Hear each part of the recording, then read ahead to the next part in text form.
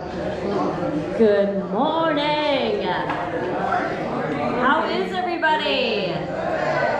Welcome to Coffee Chats. How is everybody? Woo! All right. Today is July 29th. Steamy one. Yesterday was a steamy one. It's been kind of hot, and stormy, and all the above. I'm going to let you know what's going on for the week, but before I do that, I'm going to hand it off to these beautiful women behind me here, Julia and Paula. Hi, good morning, everybody. Thanks for joining us for Coffee Chats. I'm going to introduce to you Julia. She's here training in Minnesota. She is the new the new marketing director at our sister community in Littleton, Colorado. So, yeah. So welcome her. We're happy about that. That's what I said. I want to take a road trip down there. We got a guest room. You can come visit. Yeah, so I thought I would just introduce her. She's here training, and then she's going to be going over to Rose Point a little bit later today, and just kind of learning what systems we have in place, what works, and what might work in Colorado as well. But I wanted to just let you guys all know we have the AARP Smart Driver Refresher course coming up September 25th. Okay, and whoever that might work for, I've only got 2 people on that list so far.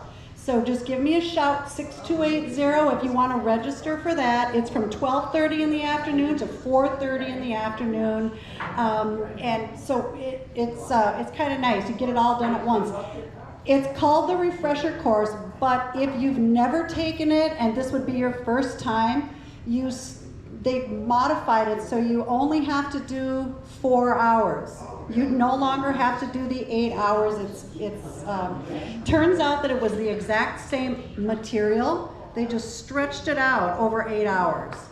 So then they decided they weren't getting enough takers, and so they want people to join. So if it's something that you haven't done before, feel free to just sign up, and sometimes, most of the time, you get a good discount on your insurance, and who can't use that, right? Okay, any questions about it? Okay, it's $25 if you are non-ARP member. If you are an ARP member, it's $20. Okay? Alrighty. All right, thanks so much. I'm going to hand it back to Jillian. Thank you. All right. All right. Okay, so this is what is going on for the week. Of course, we have our big whoop-de-doo ice cream social next Wednesday, so buy tickets, get it out there, tell your friends, tell your family. We want it to be a big party as usual, so make sure to get your tickets for your friends and family and let everybody know about it. Okay, so today we have Dr. Mary Curtin here. She is up in Marion Hall at 10 a.m. I was trying to find my notes. She was here. I found her information through the Great Decisions program, which we held at one point here, and she was a speaker previously. And I was trying to find her information this morning.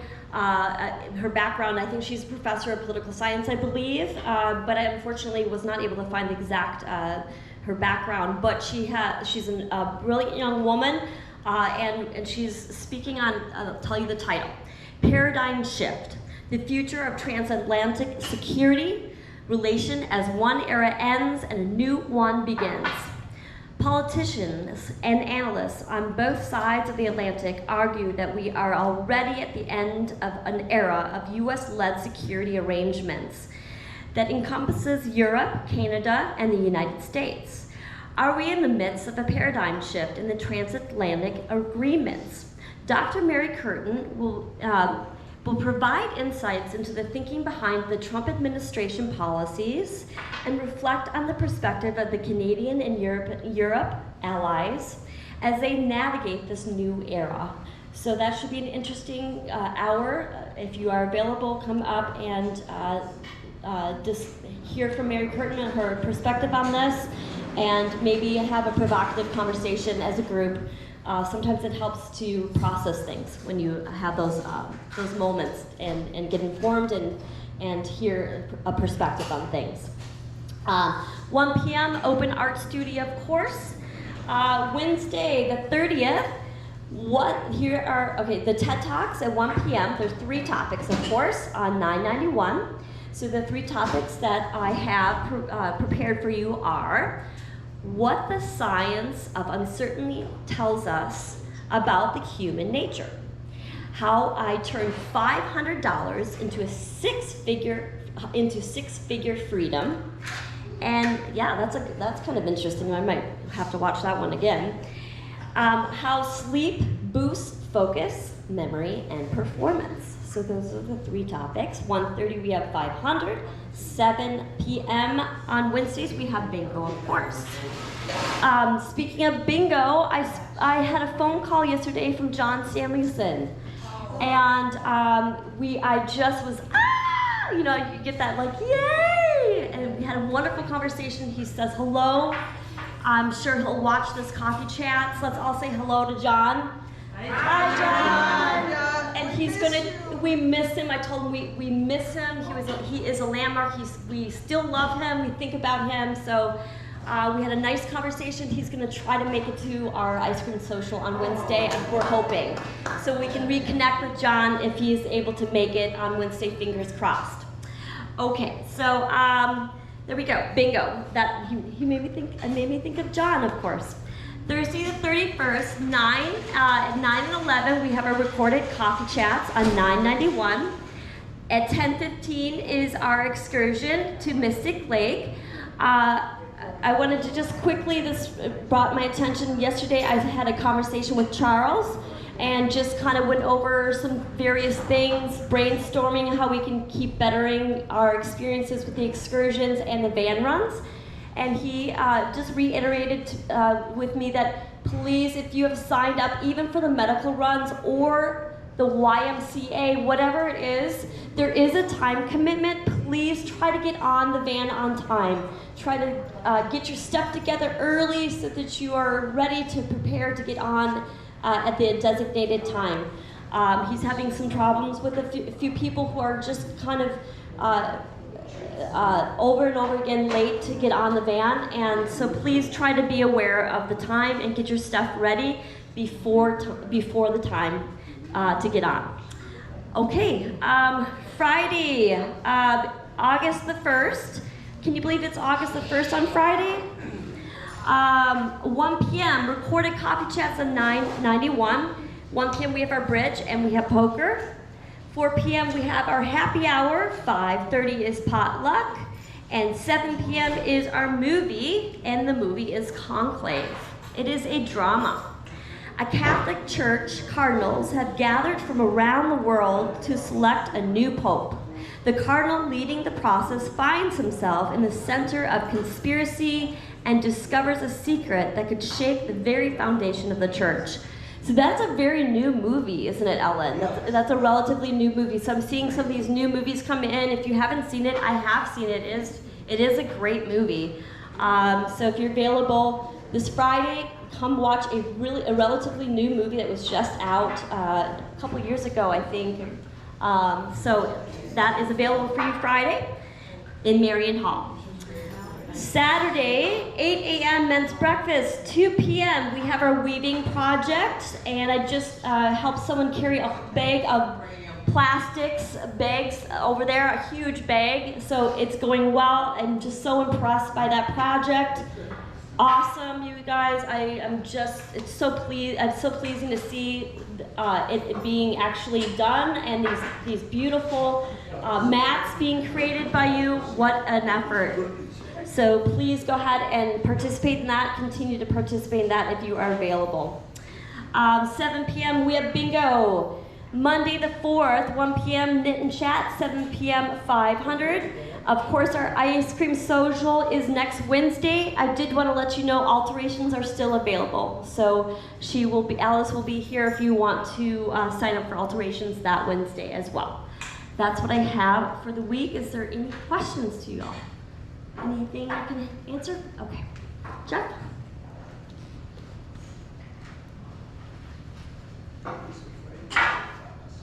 Thank you, Jillian.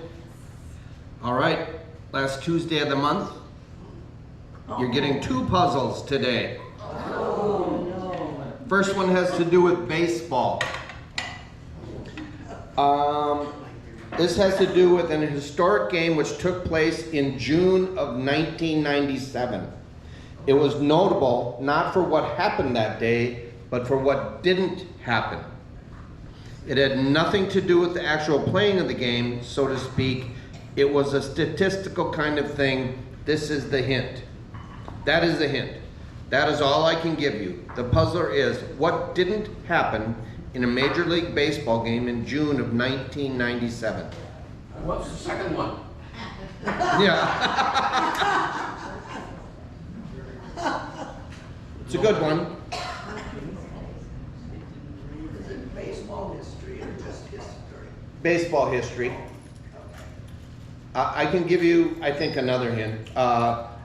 One of the teams playing was the Toronto Blue Jays.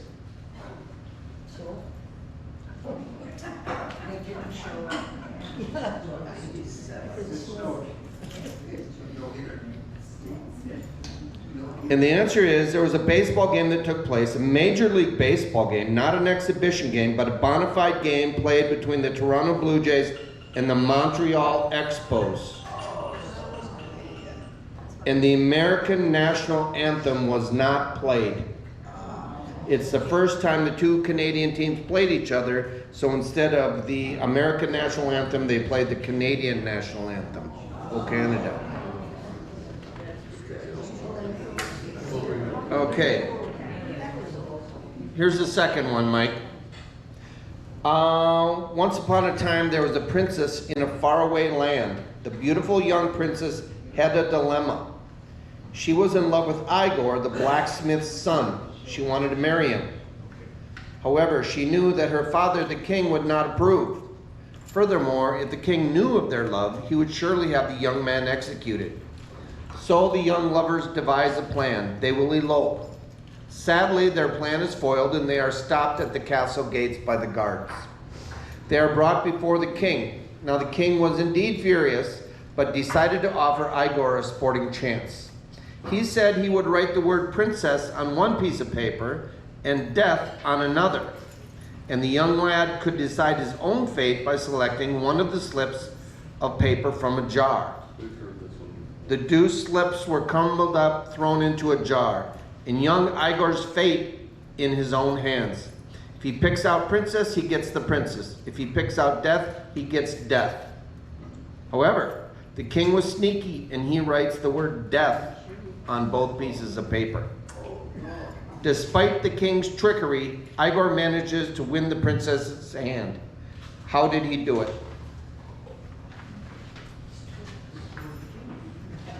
That's a third piece of paper. He shot Well, the king. Mike's back to not making any sense.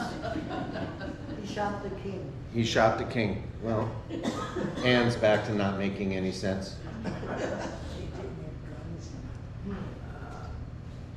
He draws a piece of paper, he looks at it, he goes, oh, I am so happy he knew that they both said death, right? Yeah. I am so happy, what good fortune I get to have my lovely prince. He puts a paper in his mouth and swallows it. Oh. And everyone says, well, what did the paper say? Well, the king's got the other papers in the cup. Oh. Obviously, I had the one that isn't in the cup. All right?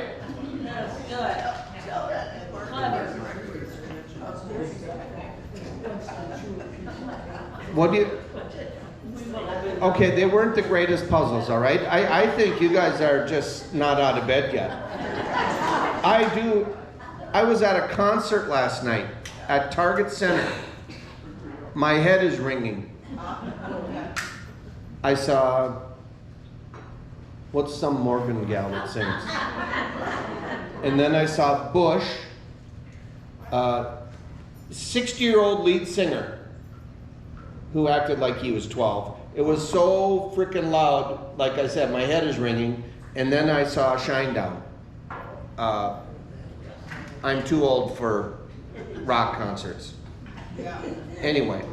Give us a lousy joke. I've got the lousy joke, and it's a good lousy joke. I'm going to wait till the end.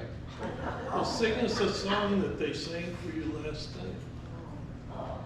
You don't want me to.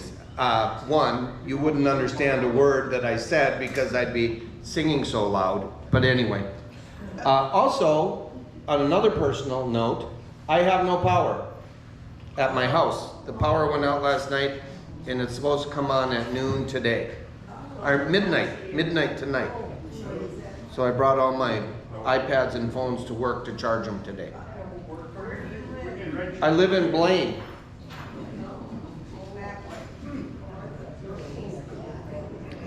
The Blaine, where the property taxes are a lot lower than in Minnetonka. Okay, ice cream social next week. Everyone, bring someone. Bring someone. I wanted, hoping that Julia would have seen one of our, and I'm sure Paul has talked to her about that, but obviously everyone knows one of our best sources of new rents is you folks. And that means a lot, and I think we need to feed that relationship between us. We don't have to feed it real hard, it kind of takes care of itself, but I can never thank you enough for bringing people here to look at Ridge Point. I think, are we almost through the air conditioning, the hard part? It's still gonna get really hot, isn't it? What's the next week forecast look like? 70s? It was beautiful this morning. Doesn't matter. The garage sweeping, I don't know what has happened to that. We had it scheduled and they didn't call to reschedule. We still want to get it done. I promise I'll have something for us next week on that. Does anyone have anything they'd want to, anyone have any questions?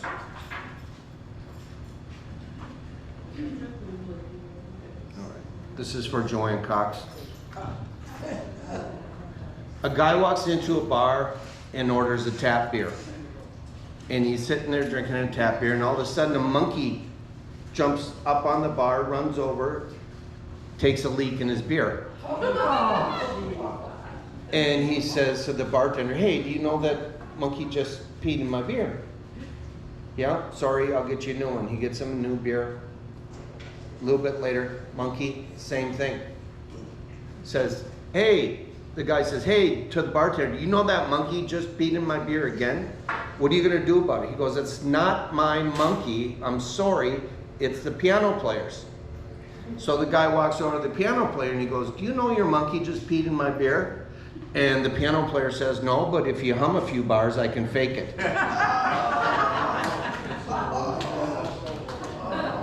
All right. Birthdays. Do you like that one, Joanne? She's just pandering.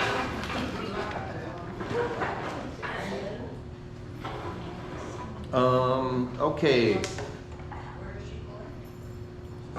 Today is the 28th, right? 29th. 29. Bert Danowski, is Mickey down here? No. Okay. Dennis Sirkvenik, he's probably playing bridge today. Zenalu, happy birthday tomorrow, my friend. Yep. Did you pick up garbage any today?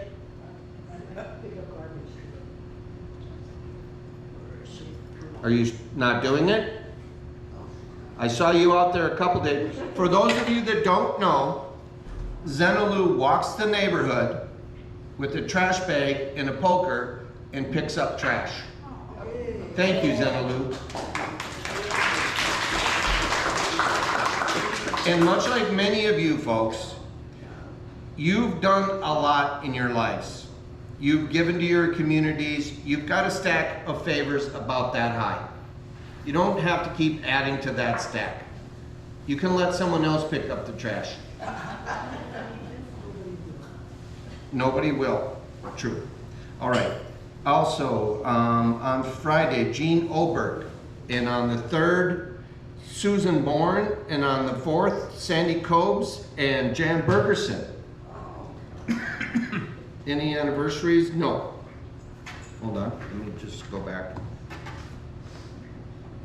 No anniversaries. Let's sing happy birthday. Happy birthday to you. Happy birthday to you. Happy birthday, dear friends. Happy birthday to you. Have a good week, everybody.